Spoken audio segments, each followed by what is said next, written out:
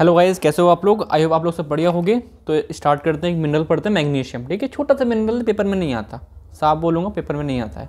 ठीक है, क्योंकि ऐसा कोई क्वेश्चन बन फ्री, मतलब हल्की सी नॉलेज होनी चाहिए हमें मैग्नीशियम के बारे में, एकदम ब्लैंक नहीं होने चाहिए हमें आरडीए पता होना चाहिए, हमें मोटा मोटा इसका फंक्शन पता होना चाहिए, है ना।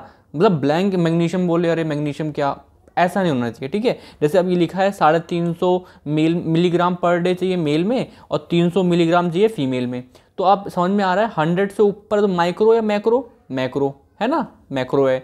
तो यहाँ पर समझ में हमको आ रहा है। जैसे कि अगर बात करूँ तो ये आरडीए पता होना चाहिए, इसके अंदर बता दिया मैंने आपको, ये एक मैक्रो न्यूट्रिएंट में आ गया, क्योंकि इसकी आरडीए 100 से ज़्यादा 100 मिलीग्राम पर डे से ज़्यादा है, तो इसमें आ गया ये आपका मैक्रो में आ गया। ठीक है, अडल्ट में बॉडी में मतलब कितना होता है मैग्नीशियम, 20 मिलीग्राम होता है अडल्ट में। ठीक है, जिसमें से 70% कहाँ प्रेजेंट होगा इस आपकी बोन्स वगैरह में, और बचा हुआ 30% बॉडी फ्लूइड्स में आप देखोगे बहुत सारे एंजाइम होंगे, कोफैक्टर। आपने नोटिस करा होगा यार, आपने ग्लाइकोलिसिस पढ़ा होगा, उसके अंदर मैग्नीशियम एज अ कोफैक्टर आ रहा होगा, है ना। तो मैग्नीशियम वहाँ रोल प्ले करता है इंपॉर्टेंट। ठीक है, तो बॉडी फ्लूइड और सॉफ्ट टिश्यूज़ वगैरह में मिलेगा, बाकी 30%, मतलब समझ में आ रहा है 70% बोन में है। तो कहीं ना कहीं बोन्स को टीथ की फॉर्मेशन वगैरह में हेल्प करता है ना, बोन्स एंड टीथ की फॉर्मेशन में हेल्प करता है ये। ठीक है, क्योंकि वो कैल्शियम और फॉस्फोरस के साथ रहता है, बाइंड करता है। ठीक है, अब मैग्नीशियम फर्क as a cofactor, hexokinase enzyme का कोफैक्टर चाहिए, ग्लूकोकाइनेज, फॉस्फोफ्रक्टोकाइनेज, एडेनाइड साइक्लेज, मतलब बहुत सारे एंजाइम ऐसे हैं जिसका मैग्नीशियम क्या है, कोफैक्टर। और कोफैक्टर बता रखा है मैंने, बहुत इंपॉर्टेंट है ना।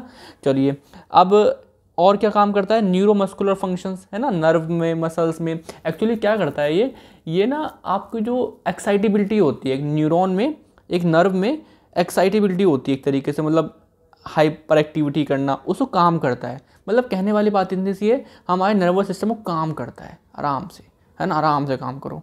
ठीक है, मतलब एंजाइटी वगैरह को कम करता है। ठीक है, मैग्नीशियम मसल कॉन्ट्रैक्शन वगैरह में मैग्नीशियम, ठीक है, देखा होगा यार।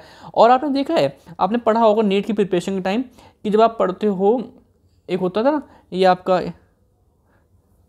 इस टाइप से ribosome, small ribosome, big ribosome, ठीक है ना, ये पास में आता था मैग्नीशियम, ये फिर जुड़ जाते थे, याद है वो यूनिट्स पढ़ाते थे उसमें, 70s 30s जुड़ी, 60-40 इस टाइप से, है ना, फिर जाके 80s बन गई। तो मैग्नीशियम कहीं ना कहीं राइबोसोम को जोड़ने में भी एक काम करता है, यानी कहीं ना कहीं प्रोटीन को बनाने में हेल्प करता है।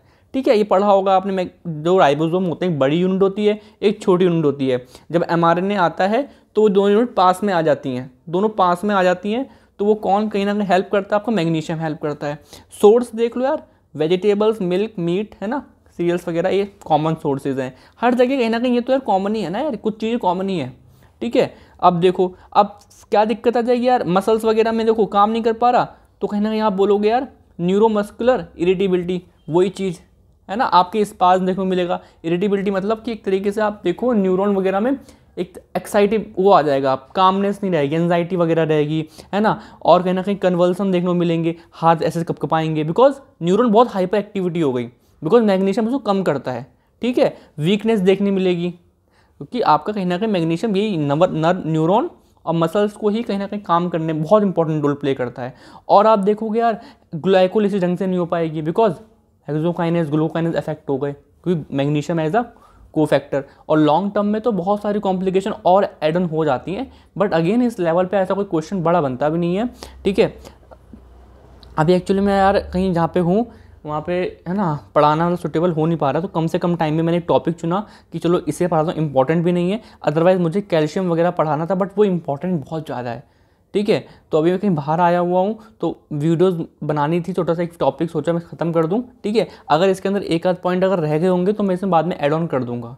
ठीक है, तो अभी के इतना ही है आपको मैग्नीशियम में, आपको आरडीए पता होने चाहिए इसका, और आपका थोड़ा बहुत फंक्शन, मोटा मोटा फंक्शन। ठीक है, ऑल द वेरी बेस्ट। ठीक है, चलिए, थैंक यू, बाय।